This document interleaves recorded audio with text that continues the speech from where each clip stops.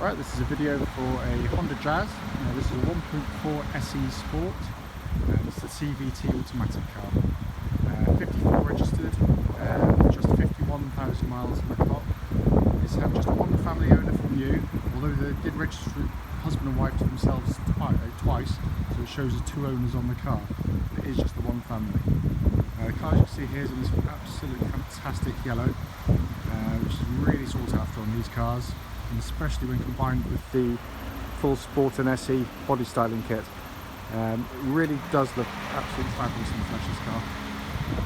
General condition of the car is really very good, notwithstanding that the car's over 10 years old now. There's the odd minor blemish you're going to find somewhere on the car, but generally speaking it's very, very good indeed. Let's come down to the front wheel. There's tons and tons of tread on the tyre. Alloy itself's got a few little marks on which you'd expect given the age of the car. Wing mirror housing is all good, repeater's not cracked. Again, the panel works very nice, very crisp, very, very few indentations at all on the car. Rear alloy, got a bit of corrosion towards the centre cap, but generally very good. I'll just go down the flank of the car here just to show you just how crisp that side is, but it is really very good. The sill extensions you can see is all part of the kit, and these wheels were really offset the colour of the car really nicely.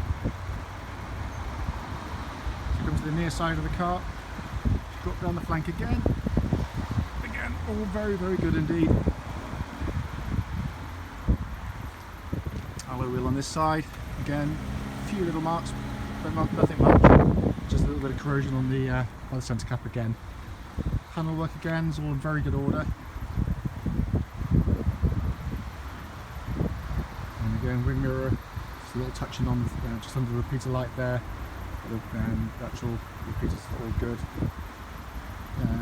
Probably the worst alloy of all is this one. It's got a bit of corrosion towards the centre cap and a bit of curving around the outside edge. There's an odd stone chip around the car, a couple of them have been touched in, but generally, given the age, mileage and everything of the car, it's in very, very good order externally. So coming into the boot area of the Jazz here, really big boots on them for the size of the car, which is why they're so sought after. You can see there the tonneau cover is all good and intact. You've got 60/40 folding on the rear seats, and the whole boot area, plastics and carpet lining, boot lining are in very, very good order with only minimal signs of wear on the car. So coming into the back of the car here, we can see the seats in their upright vertical position. This is part of the magic seats that you see on the Jazz. Really, really clever design. Stood up vertically there, as you can see, you end up with this huge amount of space behind the front seats, which can use as extra stowage or carrying. For those with sort of valuable bikes, quick release wheels, they can be stowed in the back very safely and conveniently. The whole interior is in really nice order. Door card on that side is really good. And pop the seats down, beautifully engineered stuff from Honda. Just click that one down, exactly the same on that one there. So it really is, it's a work of art. I mean, for the size of the car, considering this is super mini class, absolutely huge amount of rear leg room, and the whole car's been kept in really nice order. Let's come to the front of the car now. Driver's door cards, really good, very clean, again minimal wear on there. Sills really good. As you can see, the car benefits from a full set of mats, which are original Honda Jazz mats. Driver's seat, perfect condition, really very good indeed, very comfortable seating position. Passenger seat is in equally good condition there. So I'm inside the car now with the engine running. Just to show you, we've got the full lock and wheel nut set there, and you've got your owner's manual pack with all the manuals still with the vehicle. Really nice inside these cars. It's a beautifully built car. Radio CD, it's all nice, big and easy to use. There's nothing complicated whatsoever, and you've got a really simple to use climate control system. So it's very, very, very well specified car, and controls for the automatic gearbox down there. Scrolling across, we've got a multifunction steering wheel with controls for the audio system. You've also got 7-speed mode if you want to put the gearbox into where you control the gears and changes of it. It's just slightly ironic given the fact that the gearbox is actually a CVT, but it does allow you to step the changes there. Engine running, as you can see, there's no warning lights whatsoever on the car, and you can see 51,052 miles now recorded, and the only light on is the fuel light, just to say we're low on fuel.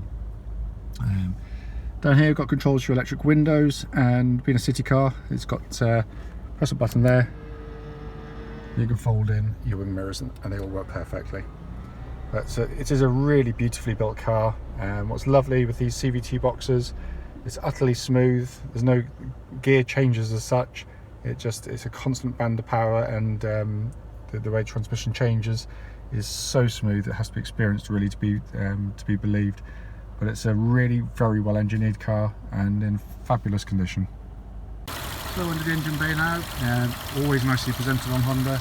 This is the DSi 1.4 engine, very sweet revving, incredibly tough and durable, and year after year after year this car's won awards for being the most reliable small car available in the UK market. This is the road test for a Honda Jazz 1.4 Sport automatic. Car's registered GJ54UPW. Mileage currently at the start of this brief road test is 51,053 miles. The reason we do these road tests now very briefly is just to give reassurance to those who may be travelling a fair distance to us that the car you're coming to see drives as it should, or if there's any issues with the vehicle, then obviously I can let you know about those prior to you coming down. We're now selling, in all honesty, to people all over the near continent and the extremities of the UK, so we feel it's only right that if you are going to come to us, then you should know what you're coming to drive prior to actually making the trip to us. What I try and do on these videos is to go through the car much in the same way as you will do yourself. So I'll concentrate on things obviously like engine, gearbox, brakes and the controls of the vehicle for you. So with that in mind, I always start obviously with the engine. This is obviously very, very typical Honda unit. It's a wonderfully smooth engine. Pulls way better than the engine size would suggest. They go about their business in a really nice way. This particular example starts absolutely on the button. It doesn't make any noises that it shouldn't make. It's incredibly smooth, as I said. Very, very eager to rev, very eager to pull, and pulls very well indeed. We rarely see any variance in the engines, in all honesty, but cars that may not have been quite so well looked after may not quite drive quite as well as this one does, but certainly with regard to the engine, it's a lovely unit, very, very economical. Matches beautifully with the transmission, which I'll come to in a second. You're not wanting for power in the car, but it's also incredibly economical. Whether you be on the motorway as I am now, or whether you be tootling around town, which is its kind of natural domain in some ways, it's a very flexible, very easy, very, very refined unit. The car then goes through the automatic gearbox. This obviously uses what they call a CVT gearbox, which is constantly variable transmission. Really brilliant. It means basically there is no gear change as such. You put your foot down, it's a bit like you hear the engine rev, and then it kind of backs off and matches the gearbox. Very smooth indeed. I'll just do it now, see if I can sort of just show you. So put my foot down, revs pick up, and they're at 3,500 revs now, pushing up to 4,000, but I back off the throttle, and it now settles down to do about 2,000 RPM at 60 miles an hour. So it's always going to find the lowest revs for the highest forward speed that you're doing, and it's so brilliant. But there's no gear change. You don't feel any changes up or down the gearbox. It's very smooth indeed.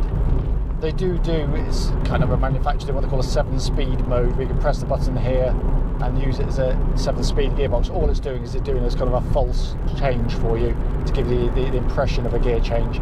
It isn't at all. It gives you kind of an opportunity to hold it in a gear as such for a fixed period of time. So if you're overtaking, then you can do so. But it's a function which most people don't actually use. The gearbox itself drives absolutely beautifully. There's no noises from it. It's utterly smooth, and as I said, it works in unison beautifully with this engine. It's a lovely powertrain. The brakes on the car, breaking them now, they've got a really solid brake pedal. Not even a hint of tremor or wobble under the brake pedal, which suggests that the brake pedal, the pads and discs underneath rather, are all in very, very good order. Driving up the motorway there, the steering of the car exhibited no wobbles. It tracks, I'll do some more obviously on the way back down, tracks very, very straight indeed. Again, suggesting that, you know, obviously it is a low mileage car, so you'd expect it, but there's no sort of great signs of any wear under the vehicle in the steering of the car, or in the the track rod ends or little ball joints underneath. It's, you know, it's all in very, very fine order. Very crisp steering, combined to a nice agile chassis, means that going around corners like this, the car's not kind of flopping over and getting kind of uncomfortable in the way it goes about its business. It's a very, very smooth riding car actually. It's you can tell it's a very high quality outfit. It's just what these Hondas are. They've got a lovely drive about them. You know, with regard to the suspension, again, as with the steering, I can't feel anything underneath the vehicle that suggests any great wear in the car at all. There's no kind of what I call aftershocks. You can obviously hear any car go over a bump, as I will now, but underneath the vehicle there's no kind of secondary movements, there's no kind of light mechanical tapping or otherwise.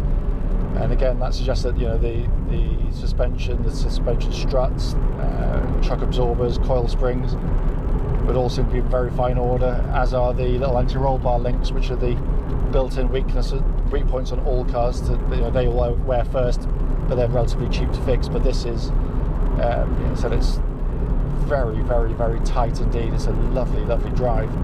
So I'm on the motorway now, steering bullet straight, no vibration at all. In that respect, everything in really, really nice order.